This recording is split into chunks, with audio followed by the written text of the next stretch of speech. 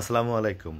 আমরা যারা প্রত্যন্ত গ্রামাঞ্চলে বসবাস করি তারা অনেক সময় বর্গা বলে থাকি, অন্যের জমি খাওয়ার জন্য বর্গা বলে থাকি যে একটা নির্দিষ্ট সময় 6 মাস বা 1 বছর আমি এই জমিটা খাবো, আমি এত টাকা দিব, এই ফসল যা হবে সেই ফসল থেকে আপনাকে এত পার্সেন্ট দিব এবং আমি এত পার্সেন্ট নিব। এইরকম চুক্তিতে অনেক সময় আমরা বর্গা জমি নিয়ে থাকি।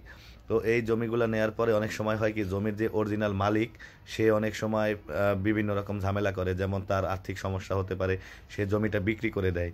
আবার সে তার অন্য ভাইদের যে অংশীদার থাকে বা বোনদের অংশীদার থাকে তারা ওই অংশীদার নিয়ে নেয়। তখন আপনি একটা দোটানার ভিতরে পড়েন যে আমি তাকে টাকা দিলাম, সে আমার এই জমিটা নিল, নেওয়ার পরে সে হচ্ছে এখন খাচ্ছে না বা জমিটা বিক্রি করে দিচ্ছে। এক্ষেত্রে আমার কি করণীয়?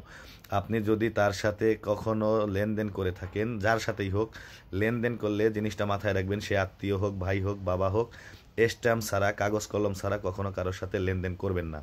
এটা হচ্ছে প্রথম কথা। দ্বিতীয় কথা হচ্ছে, আপনার কাছে স্ট্যাম্প আছে কিন্তু আপনি যার জমিটা খাচ্ছিলেন সে জমিটা বিক্রি করে দিছে মালিক। এখন আপনি যে টাকা তার কাছে দিয়ে রাখছিলেন সে টাকাও দিচ্ছে না, আপনি জমিটাও খাইতে পারতেছেন না। ওই জমিটা যে ফসল করবেন সেই ফসলটাও খাইতে পারতেছেন না, বা ফসল হয়েছে সেই ফসলটা নতুন জমি যে কিনছে সে হচ্ছে নিয়ে যেতে চাচ্ছে। তো সেক্ষেত্রে কি করবেন?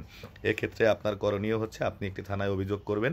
সেই স্ট্যাম্প বলে যে আমি তার সাথে এই রকম চুক্তি হয়েছিল, সেই চুক্তি এখন সে ভঙ্গ করছে, তার বিরুদ্ধে একটি প্রতারণা মামলা হবে এবং সে যে চুক্তি ভঙ্গ করছে এই জন্য তার আরেকটি অভিযোগ হবে। সে অবশ্যই বিচারের আওতায় আসবে, আইনের আওতায় আসবে, কিন্তু আপনার একটু হয়রানি হতে হবে আর সেটা আপনাকে মানতেই হবে। কারণ আইনি প্রসেসিংয়ে গেলে, যে আইনের প্রসেসিংয়ে যায় এবং যার বিরুদ্ধে যায়, অর্থাৎ বাদী এবং বিবাদী যে দুইজন হয়, দুইজনের একটু কষ্ট হয়, আর এটা মানতে হবে, মেনে নিয়েই এই কাজগুলো করতে হবে। আর লেনদেনের যে জায়গায় লাভ লস আছে সেই জায়গায় এই দোটানা থাকবেই, এগুলা বলার অপেক্ষা রাখে না। যাই হোক, আপনি যেই স্ট্যাম্প করেছিলেন অবশ্যই সেটা বৈধ।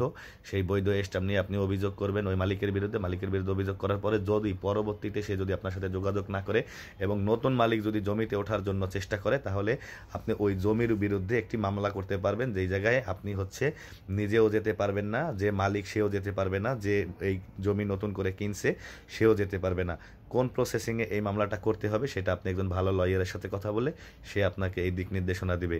আর আপনি যেহেতু টাকা পাবেন, আপনার কাছে ডকুমেন্টস আছে, আপনি হতাশ হওয়ার আপনার কোনো ভয় নাই, আপনার হতাশ হওয়ার কোনো কারণও নাই। আপনি আপনার টাকা অবশ্যই পাবেন, কিন্তু লিগ্যাল ওয়েতে করতে হবে, একজন ভালো আইনজীবীর পরামর্শ নিতে হবে। এবং আপনি চাইলে যদি থানা ফাঁড়িতে কোনো ভালো অফিসার থাকে, এএসআই, সাব ইন্সপেক্টর বা সিনিয়র কোনো স্যারের সাথে যদি ভালো সম্পর্ক থাকে, তার থেকে আপনি পরামর্শ নিলে আপনি আরও ভালোভাবে জানতে পারবেন এবং সঠিক পরামর্শটি পাবেন। তো আপনি যদি টাকা পেয়ে থাকেন এবং যদি কারো জমি জমা নিয়ে থাকেন, আপনার কাছে ডকুমেন্টস থাকে, আপনার ভয় পাওয়ার কোনো সুযোগ নাই, আপনার টাকা আপনি পাবেন। তো ভালো থাকবেন, আর এরকম ভিডিও পেতে আমার চ্যানেলটি সাবস্ক্রাইব করে রাখবেন, ফলো দিয়ে রাখবেন। আসসালামু আলাইকুম।